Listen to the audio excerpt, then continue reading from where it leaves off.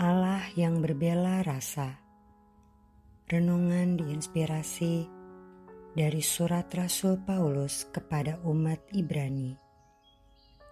Bab 4 ayat 14 sampai dengan 16 dilanjutkan dengan bab 5 ayat 7 sampai dengan 9. Jadi, karena kita sekarang mempunyai imam besar agung yang telah melintasi semua langit, yaitu Yesus Anak Allah, baiklah kita berpegang teguh pada pengakuan iman kita.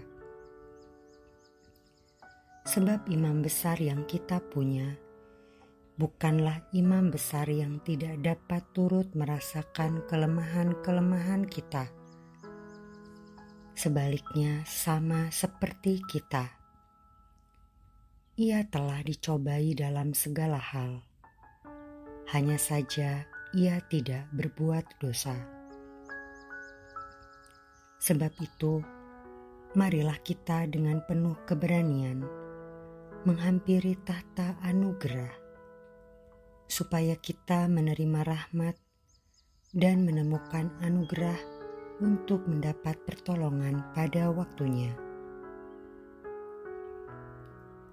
Dalam hidupnya sebagai manusia, Ia mempersembahkan doa dan permohonan dengan ratap tangis dan air mata kepada Dia yang sanggup menyelamatkannya dari maut.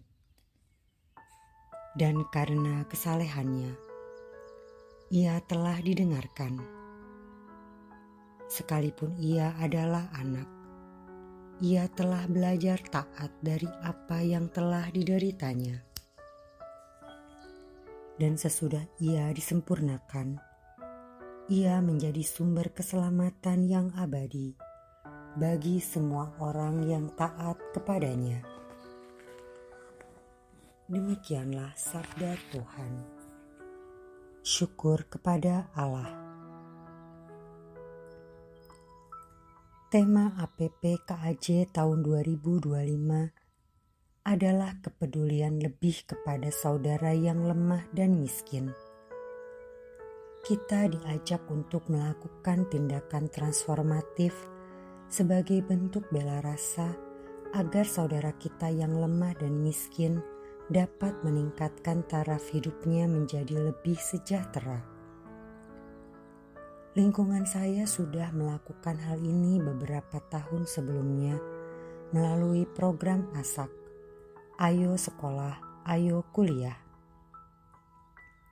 Setiap bulan umat lingkungan diharapkan menyumbang minimal Rp10.000 per keluarga untuk membantu warga lingkungan yang memerlukan biaya sekolah.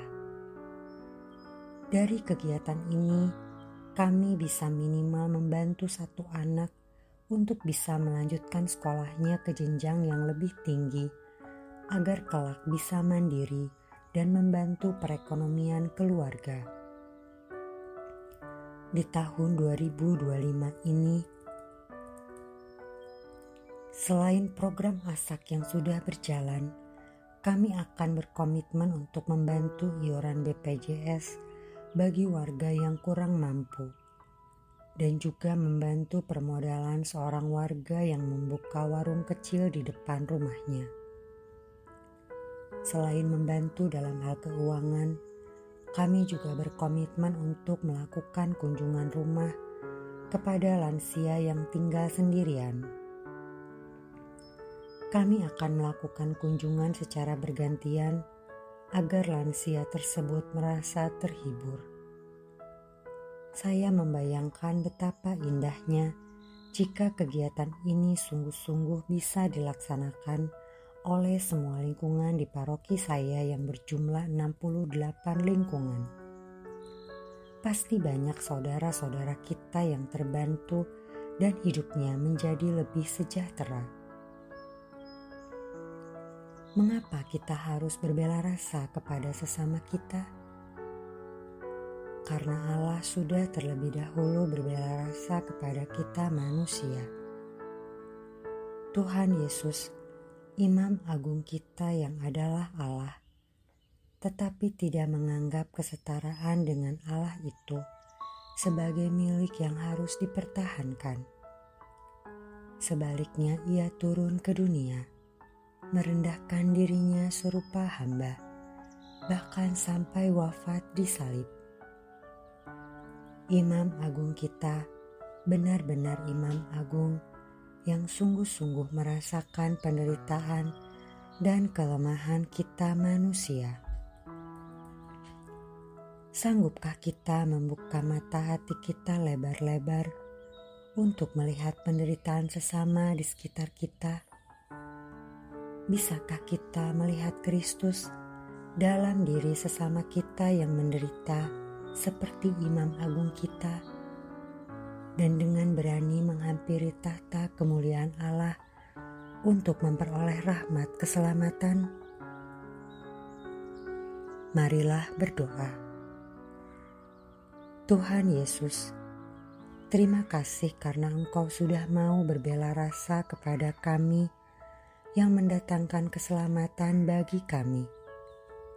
Semoga kami tidak takut untuk menolong sesama yang menderita dan membutuhkan pertolongan kami. Amin.